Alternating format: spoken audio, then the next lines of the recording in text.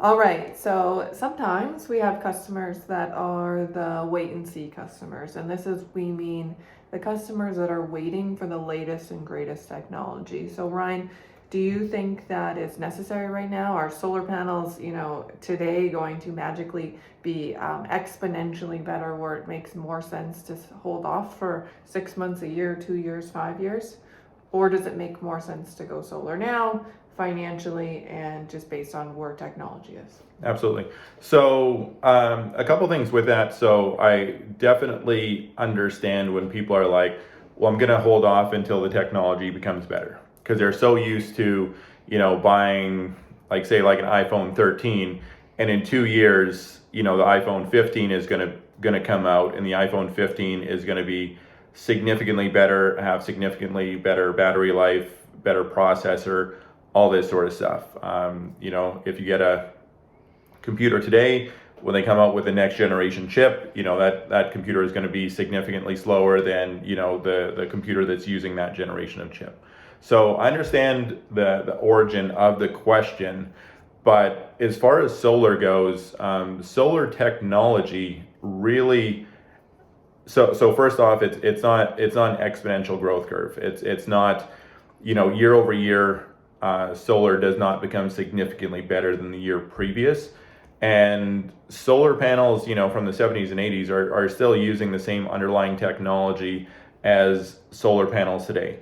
But incrementally over the years, the solar panels have become more efficient, meaning, a solar panel today will produce more energy than a solar panel, from 20, 30 years ago. But with that being said, it's not exponential, it's incremental. So it's not like the next generation of solar panels are going to be that much better. They might produce a little bit more energy, but it's not going to be a lot. So the way you kind of want to think about it is, what does it cost you by waiting to go solar? So if you're kind of thinking along the lines of, okay, maybe I'll wait until the technology becomes better. Essentially what you're doing right now is every single month that you pay your utility bill, that's just money out of your bank account, right? And you're at the mercy of your utility. If they decide that they're going to increase utility rates, you just have to accept it. You mean PG&E has never called you, Ryan, and said, "Can I increase your bill by 8.9% today?" No, and it's happening across the country, right? Like, California, if you're in California, you already have some of the highest utility costs in the country, compounded with some of the highest rate increases in the country. If you're in Texas with, Snowmageddon that just happened in February, the owners of the utility grid themselves, so this would be, Oncor for a lot of people, they are now required to, winterize their utility grid so that what happened in February doesn't happen again. So this is literally billions of dollars of capital investment that Oncor needs to put into upgrading their utility, and they're not getting government bailout money for this. Mm-hmm. So what this means is anytime it becomes more expensive for utility to do business, that trickles down to the customer in the form of rate increases. Mm-hmm. Right? If you live in Florida, as another example, and you're with Florida Power and Light, their utility rate increases over the next 2 years, increases by $640 million in revenue next year, about $560 million the year after that. They no longer are required to submit for rate increases when it comes to increased costs associated as a result of like natural disasters, hurricanes, tropical storms, that sort of stuff, which, those storms, it seems year after year, are becoming more frequent and more intense, which is just causing, more and more damage to the utility grid, which means it costs, the utility company more money to do business, which again will always trickle down to the customer. On top of that, it's kind of ironic, but a lot of these utility rate increases, some of this, in some cases, a good chunk of this utility rate increase is actually going to your energy company investing in solar farms so that they're getting more of their energy from renewable. So it's kind of funny, if you don't have solar, You're Paying already for it. paying for your utility to go solar. You're just paying more for it, and not getting the return on investment that you would get with, going solar to begin with. And oftentimes there's a sneaky little thing on utilities that are called non-bypassable charges. So they just like to add those in there with an extra charge to everyone on their bill, which don't need to be explained for whatever they are, and you can't get around them. So, take out your bill and take a look.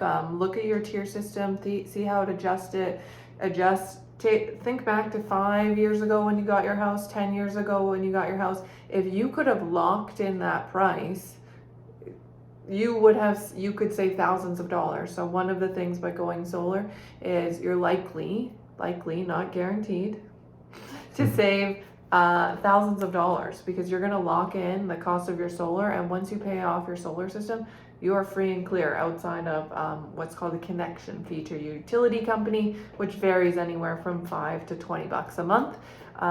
But if you can have a consistent every single month, instead of, okay, this month magically it's $500, oh my goodness, now it's $1,200, oh, and then in the fall when it's not too bad, maybe it goes down and it's reasonable.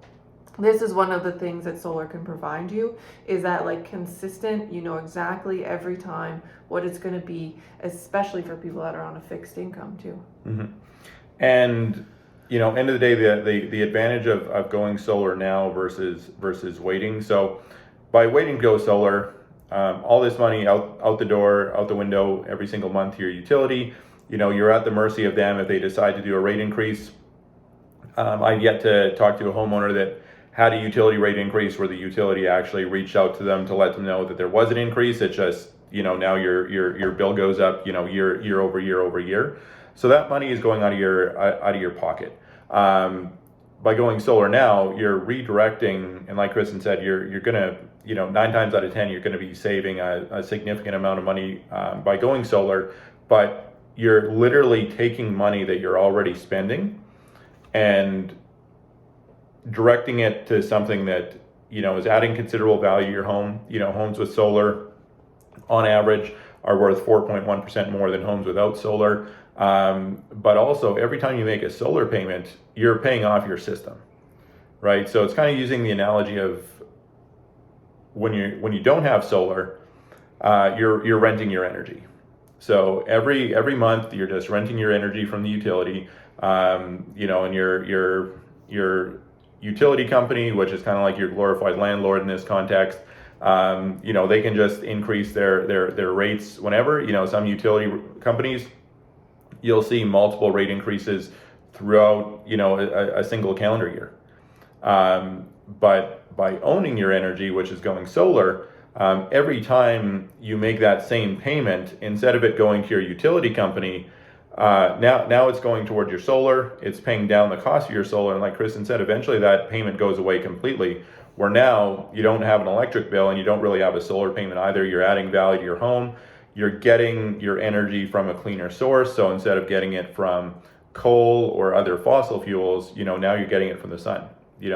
All things being equal, if you were paying the same for your energy, whether it was solar or from fossil fuels, would you rather, where would you rather get your energy from?